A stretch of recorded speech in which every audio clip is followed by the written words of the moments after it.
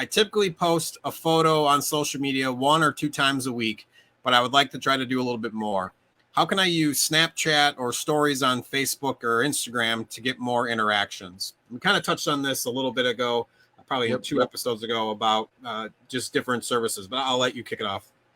Well, go. I mean, I actually am going to turn the tables on you and let you go first here, because I know you do a lot of like micro content creation and taking bigger pieces of content and turning them into micro pieces of content and utilizing them in a variety of different ways. So I'll actually let you go first, and I'll just fill in from there, because I think you're doing this on a daily basis, and I think you've got some good insight on that.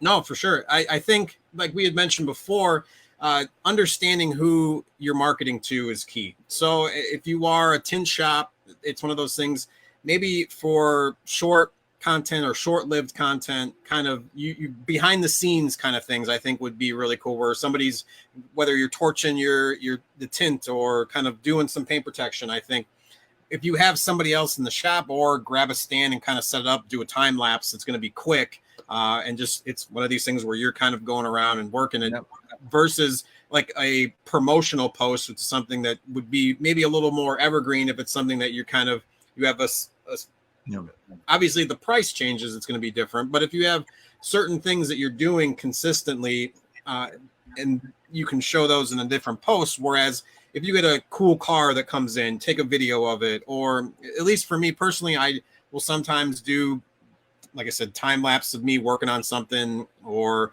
motivational posts where I just kind of pop up, and it's something that kind of, hey, if you're looking for these type of things, or people that I follow and they have some decent content that's quick, whether it's in a reel, you can repost into a story. So there's a lot of different ways to go about it. I know there's a lot of different things, and I'm throwing kind of a whole bunch, but it's understanding that the short-lived is only going to live there for 24 hours, typically, whether it's Snapchat, Facebook, Instagram, and understanding how you're going to use it. Obviously, like you said before, with some of the stuff, I take these Marketing Mondays, I break it down into smaller segments. I put them on YouTube, as well as YouTube has YouTube Shorts, where if we have a 60-second to a 90-second piece of valuable information I think is useful, I'll put that in a reel. If it's even shorter or smaller, typically on Instagram Reels or Instagram Stories, you got about 15 seconds. With Reels, it's 90 seconds. And then after that, it's typically 3 minutes, or I think like TikTok has now 10 minutes. So it's understanding the size that you have of the content. I think that's key, is knowing, oh, I've got this time lapse, it's 10 seconds. Should I put this as a reel? Like, you can, but I think it would make more sense to put it on as a story. Or you can put it as a reel and then also put it in your story, but then it'll disappear off of there too. So there's a lot of different things with it. I did Snapchat, I think a couple years ago. I haven't really gotten that much into it. I don't know if it's as useful for businesses to be a part of it, just because you can communicate with your clients. And I think that there are plenty of people that are using it. I just think it's easier to have the standing profile page for a business. So somebody who has questions that can find a link to their website, whereas Snapchat doesn't really have that. It is a direct link if they want to ask questions. But I think as far as using those short-lived content for a business, if you're doing a personal branding and you're kind of trying to create your own version of yourself, then yeah, Snapchat will work for you. But if you're a business with a brick and mortar, I think and a website, I think you're going to want to utilize some of the Instagram Reels. I think TikTok has stories, Facebook, YouTube Shorts. Those are going to kind of should be your bread and butter, where, like, if you hear Gary Vee saying 8 pieces of content a day, and it's like, I can barely do 1 or 2 a week, like this person was mentioning.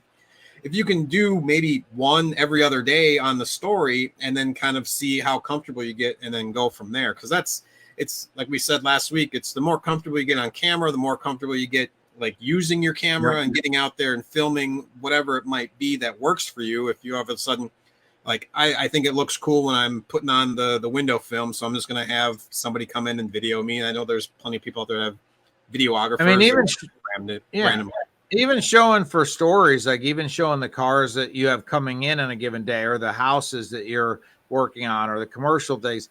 I think you don't have to like overthink a story. You could just like, post a quick video of the car pulling into the shop and be like, beautiful, BMW da da da da da coming in the shop or something like that.